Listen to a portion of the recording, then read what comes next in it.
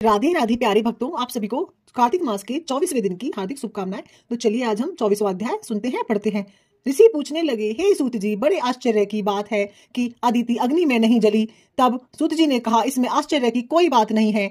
जिस भगवान के स्मरण मात्र से सब संकट दूर हो जाते हैं, उनका ध्यान करने वाले भक्त को कभी कष्ट नहीं दे सकता। जब अग्नि शांत हो गई, तब चक्र सुदर्शन धारण करने वाले भगवान विष्णु स्वयं अदिति के सामने प्रकट हो गए और कहने लगे कि हे देवी माता, तुम्हारे इस कठिन तप से हम अत्यंत प्रसन्न हैं, इसलिए वरदान मांगो, तुम्हारा कल्याण होगा। तब अदिति ने हाथ जोड़कर भगवान की स्तुति की, हे भगवान, आप मेरे पुत्रों की रक्षा कीजिए।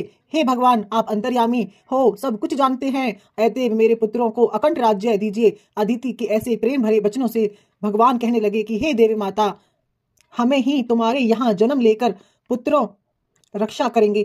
कुछ समय के बाद आदित्य ने शंख, चक्र, गदा, पद्म तथा कमंडल धारण किए हुए हजारों सूर्य के समान तेज वाले कमल नयन पीतांबरधारी मुनियों द्वारा स्तुति किए हुए गए दैत्यों ने नाश करता भक्तों के प्रिय वामन भगवान पुत्र रूप में देखा। तब कश्यप आदि ऋषि के स्तुति करने लगे। जो कोई वामन भगवान की स्तुति का नित्य पाठ करता है, वह सदैव निरोगी रहकर सर्वदा को प्राप्त होता है। तब वामन भगवान बोले कि हे पिताजी, हम प्रसन्न हैं, आप कल्याण होगा, आपके समस्त मनोरथ पूर्ण होंगे। हमने 2 बार आपके घर में जन्म लिया है और आगे भी आते रहेंगे। इतना कहकर भगवान ने बाल रूप धारण कर लिया।